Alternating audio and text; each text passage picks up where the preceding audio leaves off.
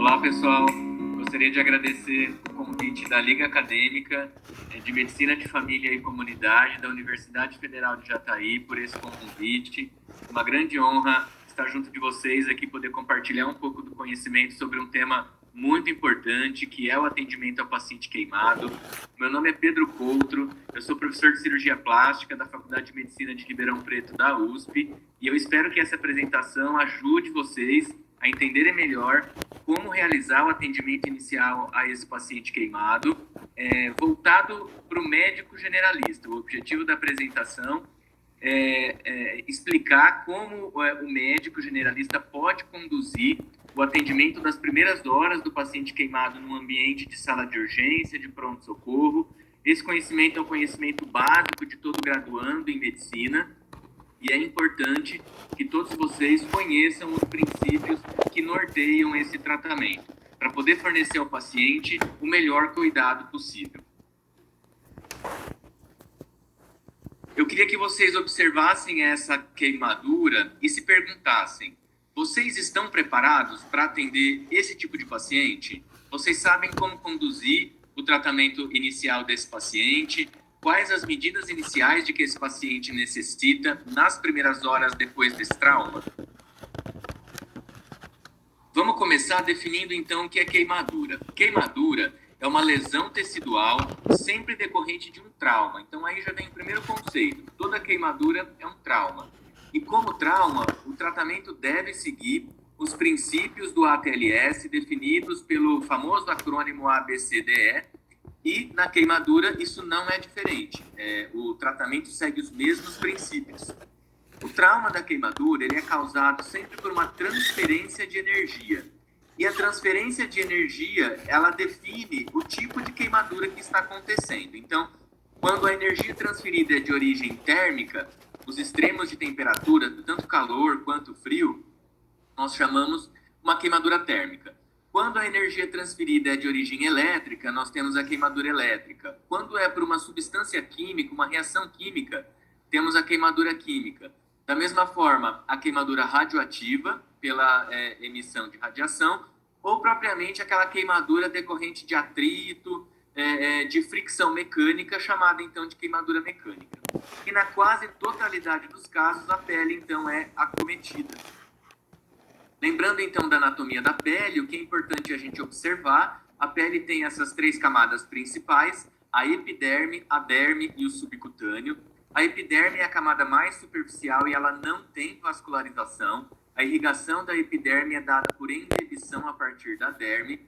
E é na derme, essa camada mais profunda, que vocês podem observar aí na figura do lado direito, que existem os vasos sanguíneos. Então, os vasos sanguíneos eles estão presentes em grande quantidade na derme. Esse conceito é importante porque, a partir desse conhecimento, isso vai ajudar a gente a classificar a profundidade das queimaduras.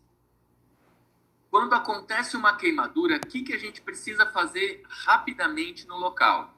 A primeira conduta: resfrie a lesão de forma precoce. Então, a principal conduta quando o paciente está queimando é resfriar a lesão com água corrente e temperatura ambiente. Se você estiver num ambiente que tem uma piscina e você sabe nadar, pula na piscina. O mais importante é interromper a fonte da queimadura, tá? Nos casos de queimadura por produtos químicos, lavar abundantemente esse produto químico. E no caso de queimadura por chama, evitar correr, pessoal. Por quê? Porque quando a gente corre, a gente expõe a queimadura ao seu combustível principal, que é o oxigênio. Então, o objetivo, no caso de uma chama, é abafar essa chama para reduzir a quantidade de oxigênio em contato com a chama, impedindo, então, o seu combustível e reduzindo abolindo, então, a presença da chama. Nos casos de trauma elétrico, cuidados adicionais têm que ser efetuados. Lembra daquele princípio básico do ATLS, não se torne a próxima vítima? Aqui funciona da mesma forma. Então, se um paciente está sendo submetido a um trauma elétrico, se for possível, desligue a fonte de energia. O desligamento da fonte de energia faz cessar a transmissão da corrente elétrica. Já se o paciente tiver em contato com uma corrente elétrica e você for tentar ajudar, muito cuidado com o local. Cuidado com que objeto você vai tentar tirar o paciente da fonte de corrente elétrica. Não use objetos que conduzam corrente elétrica. Por exemplo, não use uma haste metálica. Faça isso com uma haste de madeira, por exemplo. Cuidado se existe água no local, porque a água transmite corrente elétrica. Então, se você pisar numa poça de água e essa poça de água estiver em contato com o paciente que está recebendo a corrente elétrica, essa corrente pode vir para você. Observem aqui a imagem. É uma pessoa tentando tirar uma outra que está em contato com um fio desencapado, utilizando para isso uma vassoura, né, que é uma madeira seca, e se protegendo da poça d'água, pisando num local isolante, um local que não conduz a corrente elétrica, ok? Quando a gente está na sala de urgência, quando a gente está no pronto-socorro e a gente se depara com um paciente vítima de queimadura, duas coisas são muito importantes para o diagnóstico dessa queimadura. Então, o seu diagnóstico da queimadura tem sempre que envolver dois princípios: a avaliação da profundidade da queimadura e a avaliação da extensão da queimadura. Então, profundidade e extensão são essenciais quando a gente está lidando com um paciente queimado. Quando a gente fala de profundidade, eu estou falando de primeiro grau, segundo grau e terceiro grau, que é aquela classificação clássica das queimaduras. A queimadura de primeiro grau atinge somente a epiderme, só aquela camada mais superficial. A queimadura de segundo grau atinge parcialmente a derme, por isso que ela é chamada de queimadura de espessura parcial. E a queimadura de terceiro grau atinge totalmente a derme, por isso que ela é chamada de queimadura de espessura total. Então, como a gente diferencia o segundo grau e o terceiro grau? Através da quantidade de derme acometida pela queimadura. Se foi acometida de forma parcialmente, é uma queimadura de segundo grau. Se foi acometido de forma total, é uma queimadura de terceiro grau. Aqui, para ficar mais representativo, nessa primeira imagem, a gente está vendo uma queimadura de primeiro grau, atingindo só a epiderme. O verde e o laranja são queimaduras de segundo grau. No caso, o verde, uma queimadura de um segundo grau mais superficial. O laranja, uma queimadura de um segundo grau mais profundo, ambas atingindo parcialmente a derme. E o que está em roxo é uma queimadura de terceiro grau, e vocês podem observar que ela atinge totalmente a derme. Todos vocês já experimentaram em alguma vez na vida uma queimadura de primeiro grau. O grande exemplo da queimadura de primeiro grau é a queimadura solar, que atinge apenas a epiderme, causa um eritema, uma ardência, não está associado com o surgimento de bolhas. É uma queimadura seca, porque a pele não teve solução de continuidade. Ela é dolorosa, uma dor restrita, mas é dolorosa. E ela regenera em cerca de 5 a 7 dias. Então, não é necessário nenhum tratamento específico, a não ser evitar a exposição solar e hidratar essa pele. Então, aqui, exemplos de queimadura de primeiro grau. A queimadura de segundo grau, pessoal, ela é dividida em segundo grau superficial e segundo grau profundo, tá? A queimadura de segundo grau superficial atinge a derme superficial. Ela está relacionada com, principalmente, escaldo de líquidos pouco viscosos, como água, como café, por exemplo, líquidos que derramam e escorrem rapidamente. Nós temos um leito da queimadura com eritema, com retorno capilar presente. É nessa queimadura que nós temos a presença das bolhas, tá? Ela é uma queimadura dolorosa e úmida. Por que ela é úmida?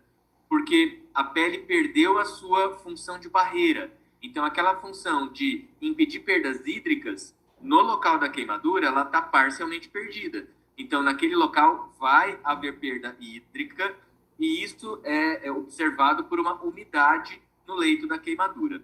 E ela é uma queimadura dolorosa porque houve a perda da camada superficial protetora, que é a epiderme, a derme está exposta, e junto com a derme exposta, nós temos a exposição de terminações nervosas que conduzem estímulos dolorosos e fazem com que essa queimadura seja uma das queimaduras mais dolorosas que existem. Porque as terminações nervosas estão íntegras e estão sempre estimulando o estímulo de dor. A queimadura de segundo grau superficial geralmente não necessita de nenhum tratamento específico, de nenhum tratamento cirúrgico, porque ela tem uma boa evolução a partir das margens da pele íntegra e a partir dos anexos dérmicos que se proliferam e refazem o epitélio dessa região. A queimadura de segundo grau superficial não gera cicatriz e ela restaura, ou seja, a pele se forma completamente, fechando completamente toda aquela exposição dérmica em torno de 10 a 14 dias. Então, é um tratamento conservador que não envolve cirurgia. Aqui exemplos de queimadura de segundo grau superficial, uma queimadura que vocês podem observar, um leito mais avermelhado, um leito mais rosado. Essa queimadura, então, é associada com edema, a gente vai ver por que mais para frente. E aqui está o paciente cerca de 15 dias depois da queimadura, com a pele totalmente restabelecida. Novamente, aqui exemplos de queimaduras de segundo grau mais superficial, presença das bolhas. E essa queimadura ela tem uma resolução espontânea de forma bastante favorável. Já a queimadura de segundo grau profundo, ela já atingiu mais profundamente a derme, está relacionada com contatos com líquidos aquecidos mais viscosos, como óleo, que demora mais para escorrer, então fica mais tempo queimando, e chamas, altas temperaturas. Nós temos um leito de queimadura com eritema sem tanto retorno capilar, uma superfície mais esbranquiçada. Essa queimadura já é uma transição para uma queimadura de terceiro grau. Não existe mais bolhas, as bolhas já foram rompidas. É uma queimadura menos dolorosa, porque as terminações nervosas já foram destruídas parcialmente. Ainda tem uma superfície mais úmida e ela demora mais para formar um novo epitélio. Ela restaura em cerca de 20 a 30 dias. E a partir do segundo grau profundo, nós temos a formação de cicatrizes permanentes nos locais de queimadura. Então, aqui um exemplo de paciente com queimaduras de segundo grau profundo e terceiro grau. Podemos observar aqui que o segundo grau profundo epitelizou espontaneamente, o terceiro grau precisou ser desbridado e enxertado. E aqui o último grau de queimadura, que é a queimadura mais profunda, que é a queimadura de terceiro grau, ou seja, aquela que atinge totalmente a derme. Então, queimaduras por chama, queimaduras químicas, queimaduras elétricas, geralmente estão relacionadas com o terceiro grau. Na clínica, nós vemos um paciente com uma queimadura bem branca, bem amarelada, com uma carapaça mais seca, mais amarronzada. Não existe mais bolhas, nós conseguimos ver os vasos trombosados do subcutâneo. É uma queimadura pouco dolorosa, porque nesse caso, apesar de estar mais profunda, as terminações nervosas de dor foram destruídas. Essas terminações elas são localizadas na derme, então elas já foram acometidas pela queimadura. Forma-se nessa região tecido de granulação e não ocorre epitelização. Por isso que o tratamento desse tipo de queimadura sempre é um tratamento cirúrgico. É necessário realizar o desbridamento dessa queimadura, ou seja, a retirada da pele queimada do tecido desvitalizado que já está morto e a reconstrução, que geralmente é feita com enxertos de pele. Também essa queimadura causa cicatrizes permanentes do mesmo modo que a queimadura de segundo grau profundo, tá? Exemplos clássicos de queimaduras de segundo grau, de terceiro grau, essas áreas mais esbranquiçadas, né? Aqui na primeira foto a gente pode observar queimadura de segundo grau e de terceiro grau. O que está mais avermelhado é segundo grau e o que está mais esbranquiçado é terceiro grau. Exemplo clássico de queimadura de terceiro grau. Uma outra queimadura de terceiro grau na grande maioria da extensão. E aqui entramos, então, no segundo ponto importante para o diagnóstico das queimaduras, que é a extensão das queimaduras. Quanto do corpo que foi queimado. E isso é essencial, pessoal. Todos vocês precisam saber calcular a extensão das queimaduras, porque isso faz parte do tratamento do paciente na urgência. Para calcular a extensão das queimaduras, a gente pode usar esquemas especializados, como o esquema de Lund-Brauder, que não é o objetivo aqui dessa apresentação. Esse esquema a gente utiliza em unidades especializadas de tratamento de queimaduras, e são relacionadas com gráficos específicos, que é até impossível memorizar, porque são informações muito específicas de acordo com a idade da área do corpo queimada.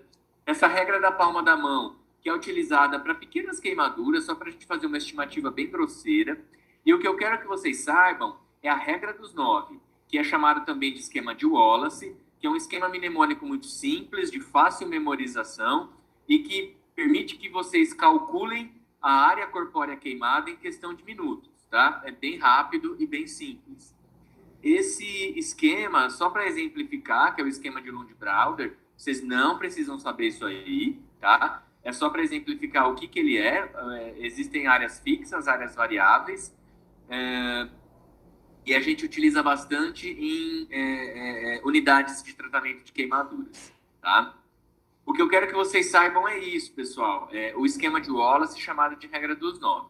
A regra dos 9 divide o corpo em múltiplos de 9, de forma com que cada região vai ser dividida num múltiplo de 9 e permite com que a gente estime a área queimada. Então, nós temos que toda a cabeça vale 9%, cada membro superior vale 9%, o tronco anterior vale 2 vezes 9, o tronco posterior 2 vezes 9, cada membro inferior 2 vezes 9, e fazendo isso, a gente chega, então, a 99%, de modo que 1% restante fica reservado para a região genital e perineal.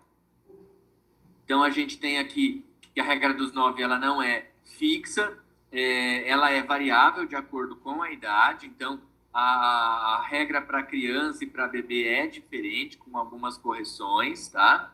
Mas o grande objetivo é vocês terem em mente a regra dos 9 para o paciente adulto, tá? Relembrando, cabeça 9%, tronco anterior 18%, tronco posterior 18%, cada membro superior 9%, cada membro inferior 18% e períneo genitália 1%. Agora, para a gente seguir em frente no tratamento das queimaduras, é necessário que a gente entenda conceitos básicos da fisiopatologia do paciente queimado. A gravidade da queimadura ela é extremamente dependente da temperatura do agente, do tempo de exposição. O evento inicial e que rege toda essa fisiopatologia das queimaduras é a vasodilatação, pessoal. Então, se tem uma palavra que está junto com o paciente queimado nas primeiras 12, 24 horas da queimadura, é uma vasodilatação, tá? Junto com essa vasodilatação, que é mediada por histaminas, serotoninas, outros mediadores inflamatórios, nós temos um aumento da permeabilidade capilar. Então, o paciente queimado, ele tem um aumento da permeabilidade capilar, e esse aumento da permeabilidade capilar traz duas consequências preocupantes. Uma delas é o edema, pela saída de líquidos do intravascular para o extravascular, para o terceiro espaço, para o interstício, seja a forma como vocês queiram denominar.